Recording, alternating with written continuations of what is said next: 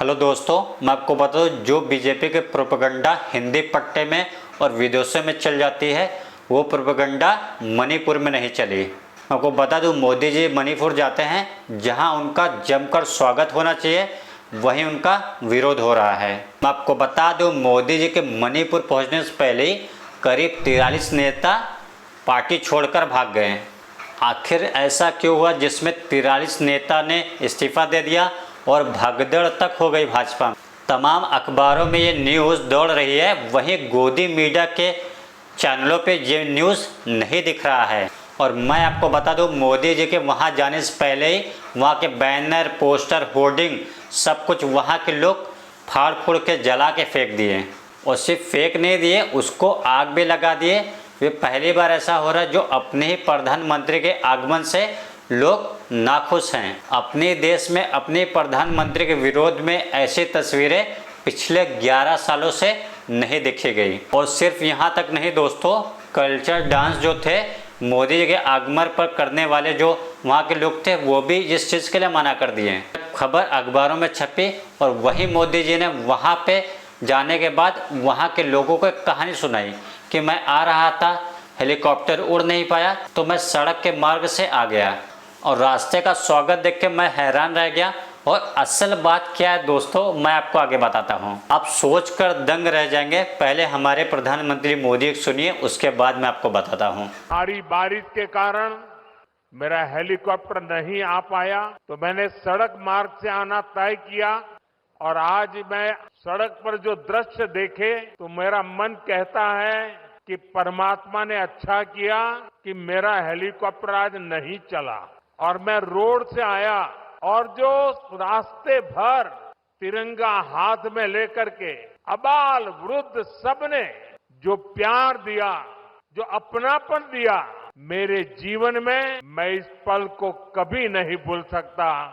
मैं मणिपुर वासियों का सर झुका करके नमन करता हूं। मोदी जी कह रहे कि उनके स्वागत के लोगों वहां पे झंडे लेके उनका स्वागत कर रहे थे।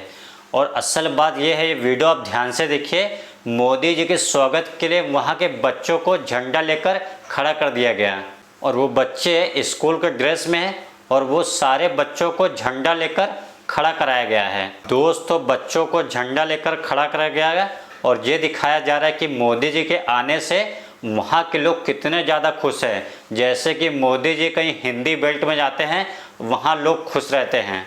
आखिर आपका भी तो कोई तर्क होगा कि बच्चों को मोदी जी के दौरे से, मोदी जी के रोड शो से आखिर क्या मतलब है। इसी को हमारे बुजुर्गों ने नौटंकीबाजी और अंग्रेजों ने प्रोपेगेंडा कहा है। जब मणिपुर तकलीफ में था, कठिनाई में था, तब उनको ज़रूरत थी हमारे देश के प्रधानमंत्री विजिट करे और कुछ ना कुछ करे, बट वहाँ पे उन्होंने ध्यान ही नहीं दिया।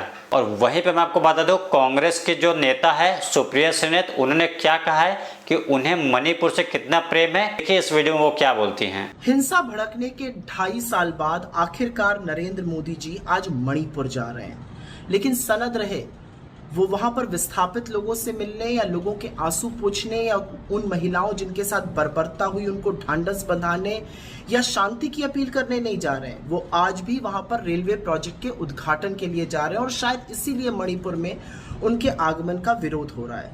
भला कौन भूल सकता है कि 2.5 साल से जलते हुए मणिपुर को अपने हाल पर छोड़कर मोदी जी तो दुनिया नाप रहे थे।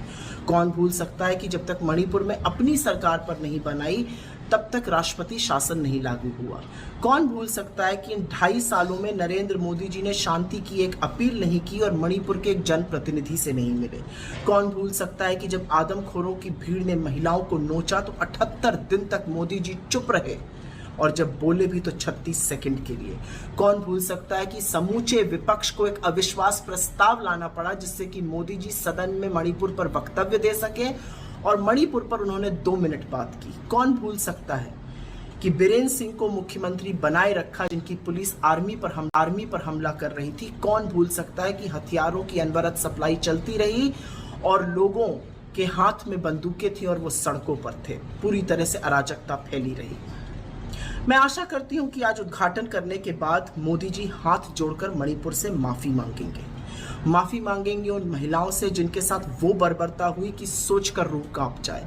माफी मांगेंगे उन बच्चों से जिनकी हत्याएं हो गई। माफी मांगेंगे उन विस्थापित लोगों से जिनका सब कुछ उजड़ गया। माफी मांगेंगे एक ऐसे व्यक्ति को मुख्यमंत्री बनाए रखने के लिए जिसके ऊपर आरोप है कि उसने हिंसा भड़काई थी। मुझे एक बात का हमेशा फक्र रहेगा कि जब मोदी जी ने मणिपुर से मुंह मोड़ लिया था और उसके हाल पर उसको छोड़ दिया था, राहुल गांधी जी लगातार मणिपुर जाते थे, लोगों का हाल पूछते थे, उनको ढांढस बंधाते थे, उनके आंसू पूछते थे और ये विश्वास दिलाते थे कि ये देश उनके साथ खड़ा है। काश ये काम मोदी जी ने भी समय रहते किया होता। आपको बता दूं, राहुल गांधी पिछले 3 साल में करीब 3 बार मणिपुर जा चुके हैं, बट वो देश के प्रधानमंत्री तो नहीं हैं, बट वहीं पे देश के प्रधानमंत्री नरेंद्र मोदी जी दौरे पर न जाने कितने बार गए हैं, वहीं वो मणिपुर एक भी बार नहीं गए। तो इतने देर बाद अब जाके उन्हें टाइम मिला है, वो मणिपुर गए हैं। आपको बता दूं, राजा ने संकट के टाइम पे मणिपुर को छोड़ दिया, अब वो मणिपुर गए हैं।